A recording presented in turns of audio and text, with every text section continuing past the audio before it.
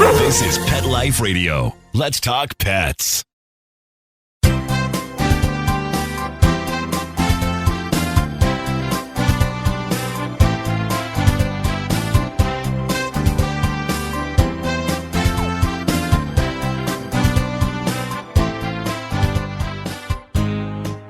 And good morning, good afternoon. Whatever the case may be, you're here live with Dr. Jeff Werber here, host of the next 30 minutes here on Pet Life Radio's Ask the Vets with Dr. Jeff. Pet Life Radio's live call-in show. Those are the keywords, live. I'm here right now. Call in. We need to hear from you. A couple of ways to get a hold of us. Good old-fashioned way. Call us toll-free, 877-385-8882. Better yet, you can join us here live on Google Hangouts. Just go on to Pet Life Radio's website, petliferadio.com. Go under the shows tab, click on Ask the Vets with Dr. Jeff, and there will be a link left for you. It's a long one. You don't have to copy it. Just click on it, and that will take you straight to us here live with your pet or pets. We'd love to see you. And as I mentioned again and again, get used to this kind of doctor communication because it is here now, telemedicine, telehealth, and we'll telling you a lot more about that in upcoming weeks. But no, it's something that you should just really get used to doing, and it's very convenient and it's less expensive. And just think, if you're a millennial, when was the last time you hopped in a car to go get your pizza? Come on, really? We know that you called up, you went on your phone, you clicked your pizza delivery button, whatever it is, or your Postmates, or you got your food delivered in no time. So same thing with your pet care, pet questions.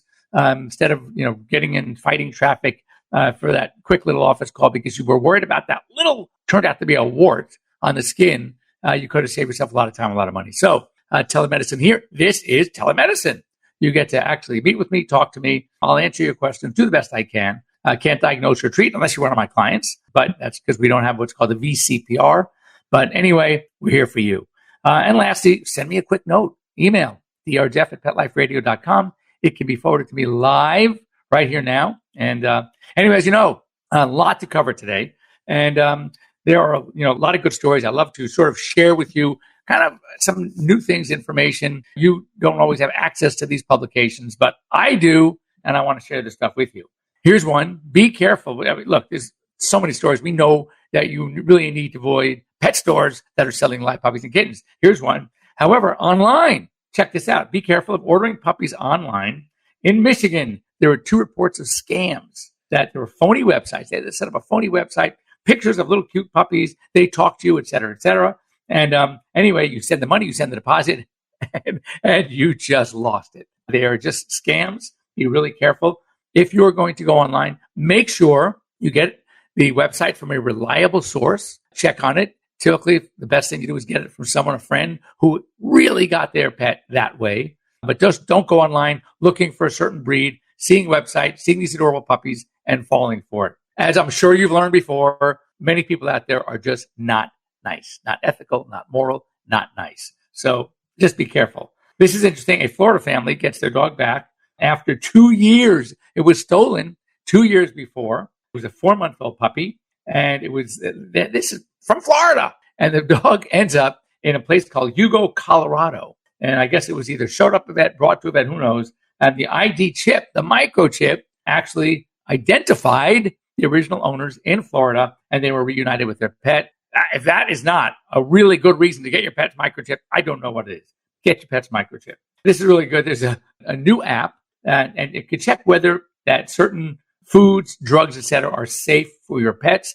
Kind of like a website for pet poison hotline, but it's just you want to know, you're looking at something, you want to make sure it's okay. And it can also estimate the cost of treatment if your pet's consumed this drug or food. So that's really helpful website out there. Something also, and I'm sure, I've obviously talked to my clients about this all the time.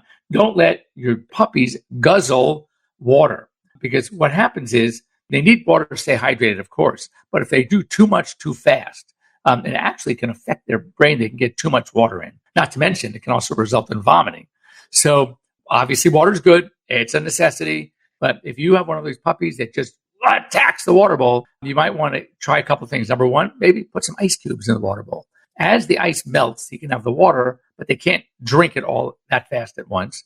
Or get one of those bowls, like a no-gulp bowl, that sort of forces them to slowly drink water in different compartments of the bowl instead of being able to guzzle it all at once. And this is, again, we're seeing a lot of these. I have two stories, one in Maine and now in California. Now, the one in Maine is a proposal, a bill that's being proposed. California already passed a law prohibiting the sale of commercially bred dogs, cats, and rabbits. Kudos to California. They're now joining, and Maine hopefully soon, a number of states that are prohibiting the sale. Again, it's not just to stop the puppy mills. There's so many pets out there looking for homes. It's trying to encourage the adoption from shelters and rescues.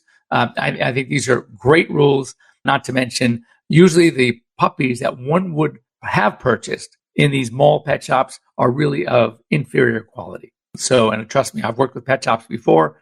I know I've treated them before. So, these rules are great. I'm very happy for the states that are doing it. This is interesting. There's a moon phase influencers, the sea creatures' behavior. So the phase of the moon, and what this is good, things that we're talking about that, or sea organisms that aren't that popular, zooplankton, oysters, pallola worms, sea lice, sandhoppers. I've never heard of some of these, but their behaviors changed based on the moon phase, which is really cool. And this is going to help scientists understand a little bit more about what we call the rhythms, the circadian rhythms that happen on a day, a week, a month, and how the moon influences some of these things. So I think it's pretty cool. There's something that's called a cocktail party effect. No. This is not over drinking at a cocktail party and having to call Uber. This is basically, think about it. You're in a sort of a crowded room and you hear your name. Someone blurts out, Jeff, if I hear it, I'm going to turn around. It turns out that dogs have that same ability. They can be in a crowded place, a lot of background noise, and they will respond to their names, even if it was called out by a stranger or on a loudspeaker. Interestingly, however, if the volume of the name call out is lower in decibel than the background noise, then they won't pick it up. Interestingly, babies won't either. Humans actually can focus in and they can hear a name even if the name was called lower than the background noise. So as they say, right now from their early studies, dogs are better than babies. Well, they're a lot better. I'm just kidding. They're both good. But they are not as good as adults, human adults, when it comes to that name recognition. Skunks in Louisiana, this is a story. It's pretty scary because we have skunks and raccoons in our area. They're becoming the primary vector for rabies, and raccoons are a close number 2. So my take home for this, first of all, in the United States, rabies is required by law because of the zoonotic potential. So your pets need to be updated on their rabies. Now, some states, California being one of them, we do not require rabies for indoor cats or for cats, period. My recommendation, it is and always has been, if you have cats that are either outdoor cats or indoor-outdoor, absolutely you got to get rabies. For dogs, it's required by law. I have my cats, I have 5, many of you know, and all indoors. I do not elect to vaccinate against rabies. And, sometimes you have to look at it as a vaccine. We've talked about this before when we talked about vaccines. You have to weigh the risk of the vaccine itself versus the risk of contacting the disease. Well, there's no way that an indoor-only cat is going to end up with leukemia or rabies. Rabies obviously requires a bite or direct contact with saliva. Rabies is a killer. And, of course, it's the human health hazard. At least leukemia is not. Rabies is. So if your animal should somehow get rabies and they bite you, that could be a problem. This was really a cool story. It's a robotic therapy dog, and they can be substitutes for the real thing, especially for pet therapy. People with Parkinson's, Alzheimer's, other forms of dementia, nursing homes. So these dogs was actually created by a guy. His name was Tom Stevens. His mother was diagnosed with Alzheimer's. He's like an inventor kind of guy. And he worked with the Jim Henson from the Muppets Studios that do these, I think they call it the Creature Shop. And they created these dogs. Well, this one, and I saw the news piece on him about the prototype. It's adorable. It responds to touch. It wags its tail. Remember Teddy Ruxpin? Anyone out there old enough to remember Teddy Ruxpin? Well, I remember Teddy Ruxpin. And anyway, it was kind of like that. The eyes move, and it responds to touch. It turns around when you touch its back. I mean, it's really, really cool. It barks. So I think it's really a great alternative for therapy. And people who can't have the responsibility of taking care of the real thing, because this one does not urinate, does not run all over the house, does not chew up toys, and does not defecate around the house. So really, from many perspectives, it's great for people like that. Oh, one more thing, and this is going to lead into our talk for today, which we're going to get into right after our break. And that is that there's a disease called bobcat fever. This happened in Illinois, and it's a domestic cat died of this disease. It's cytozoonosis, but it's like French. It's Cytaux, zoonosis, called bobcat fever. And look, obviously with close relation, and it is transmitted by ticks. And I mean, ticks are transmitting a lot of conditions, a lot of rickettsial diseases, Rocky Mountain spotted fever, or ehrlichiosis, babesiosis. So these are a lot of tick-borne diseases. So anyway, this poor cat. So flea and tick preventatives are a must. And we're going to talk more about flea and tick preventatives when we come back. Oh, by the way, I know there's a lot of stuff here. If any of these stories kind of catch your fancy and you want some information or more information, or you want the link to where I found it, just send me a note. Dr. Jeff at PetLifeRadio.com. Or you can send me a note on Instagram. That's at Dr. Jeff Werber. And we can share. Plus, if you wanted to see some really cute pictures of me and many of my patients, it's gotten so funny now that clients will come to me, how come you didn't take a picture with my pet? So I think that's really funny. So anyway, don't go away. We'll be right back after these short messages, and we're going to talk about some new things about fleas and ticks. See you in a minute. Does your dog itch, scratch, stink, or shed like crazy? Come to Dynovite for help. Order a 90-day supply of Dynovite. Dynovite is nutrition. Pick up 2 bottles of Lico-Chops. Get the 3rd bottle free. New improved Lico-Chops with omega-3, omega-6, vitamin E. And now, 6 extra direct-fed microbials. Even better for the digestive tract and immune system. Try Lico-Chops. Buy 2, get 1 free. At Dynovite.com. DINOVITE.com. Let's talk pets. Let's talk pets On Pet Life Radio. Pet Life Radio. PetLifeRadio.com.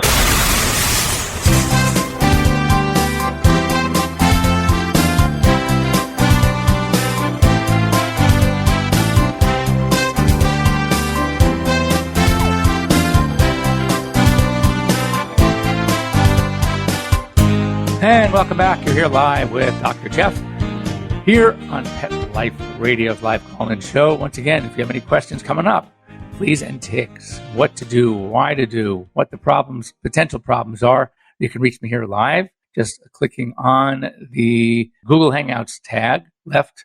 It's a link left to you on the show's button here at Pet Life Radio. Ask the Vets with Dr. Jeff, or 877-385-8882. Once again, 877, that's toll free, 385-8882. Call me here live. So fleas and ticks, it's that time of year. I am seeing it already. I have gotten, a number of clients coming in. In fact, I just done surgery on a dog about 2 weeks ago, and they come in and there's a little growth right over the eye. Oh, that's weird. I can't imagine anything related to the surgery. So I have them come in, and you know what this growth was? It was a tick, just right there on the upper eyelid. And they were so grossed out. And it is one of those gross things. And of course, fleas. So first of all, let's talk about the problems associated with one of these, and then let's talk about the solution. What we call pruritus, which is itching. Sometimes you won't see a flea, but you see a lot of flea dirt, basically, which is your dog's dried blood. And it's pretty gross. And of course, you might see them, if they're really bad infestation, if you walked around with white socks or just on your bare feet, you might see some fleas jumping on you. Most of the fleas live on the pet, but the baby fleas that are not yet adults, they could live all over your carpeting. And they're tenacious. I mean, if you have like a summer home, and the eggs and the larvae could just stay for months and months and months until the right conditions. So you can go back into your summer home in this, late spring, May, June, and you will be attacked by these fleas. So they're just a real nuisance. For the dog, they also cause tapeworms and really severe infestations, especially with young puppies and kittens. They can actually cause anemia. We call it flea anemia. And they literally suck the blood out of these little puppies and kittens. But tapeworms, again, tapeworms are only transmitted from eating a flea. So don't worry, unless you are eating fleas, And I don't even know if it'll work if you try to eat a flea. I wouldn't recommend it. But just for other dogs in the house, parasites are transmitted when a dog licks or eats the poop and it ingests the eggs. Not so with tapeworms. Tapeworms, you got to eat the flea.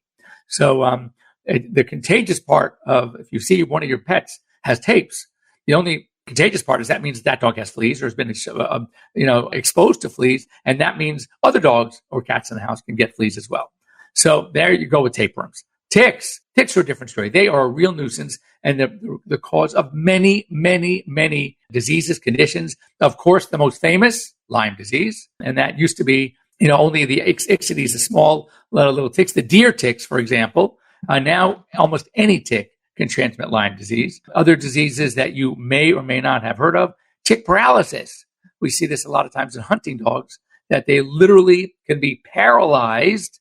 The beauty of that one is get rid of the ticks, treat it, and everything comes back. But that's a scary one. Some bloodborne diseases, Rocky Mountain spotted fever, ehrlichiosis, anaplasmosis, babesiosis. These are all tularemia. These are all diseases that are transmitted by ticks. So what happens is they'll pick up the disease from one animal, and then they will inject it into the next animal that they latch onto.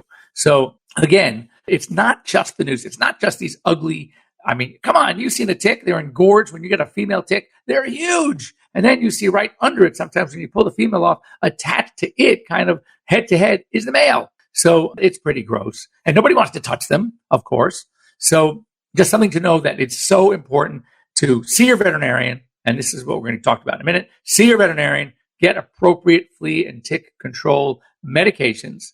And let's talk about those for a second. So this is my opinion. It's not even Pet Life Radio's opinion. It's my opinion. You want to shoot somebody, shoot me. I am not a fan of some of the products. The two most common products available, because they're over the counter, are now, and this is according to a colleague of mine who is chief of parasitology at one of the major veterinary schools in the U.S., someone who I talk to often when I do any pieces on parasitology, that when it comes to two of the most common flea and tick products that are available over the counter, notably Frontline and Bayer's Advantage or Canine Advantix is by Marial, now BI, and are ineffective. I'd say ineffective, much less effective.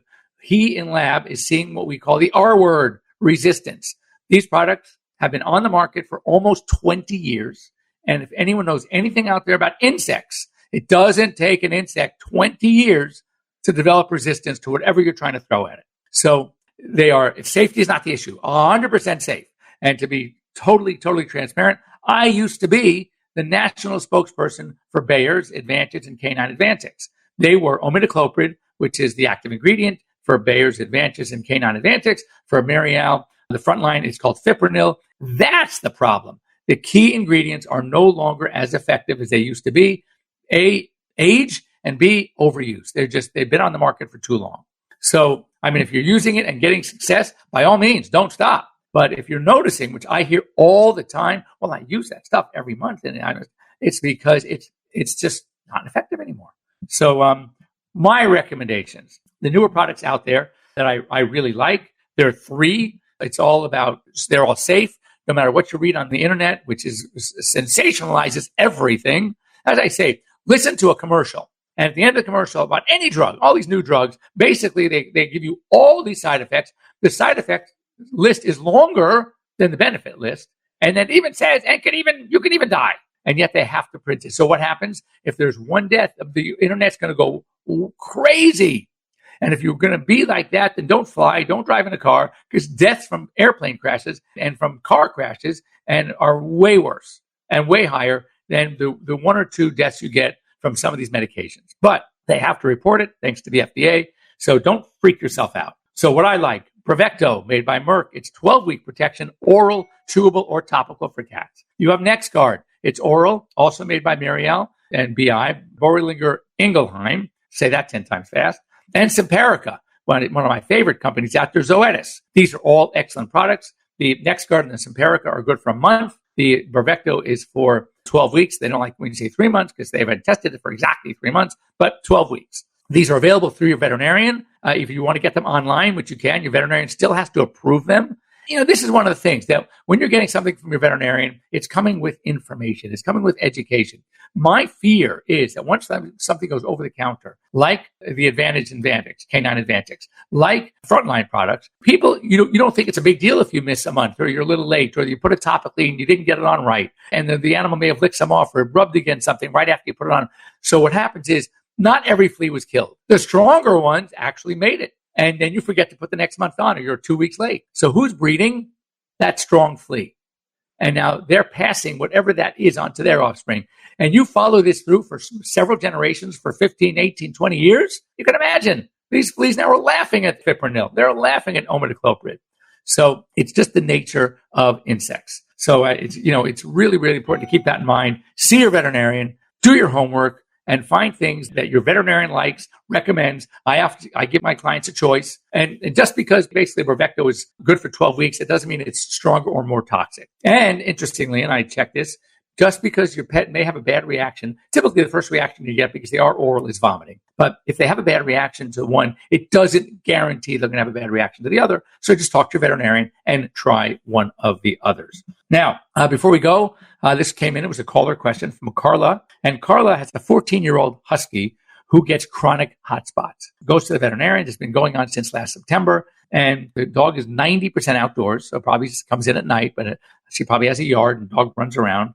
And only treated with antibiotics. And she is curious, why are we getting, they heal, but they don't totally heal, but then new ones will pop up. What's going on with this dog? So again, without seeing the dog, I can only venture a strongly, highly educated guess. Hotspots are usually secondary to something. As a matter of fact, they fall into the category of what we call pyoderma skin infection. And interestingly, the organisms that are cultured from hotspots or pustules, pimples from pyoderma are Staph epidermidis, which is the normal bacteria that lives on skin. So clearly there's a symbiotic, very nice, peaceful relationship between Staph epidermidis and the dog. So what happens when the skin surface is destroyed, is abraded, is compromised?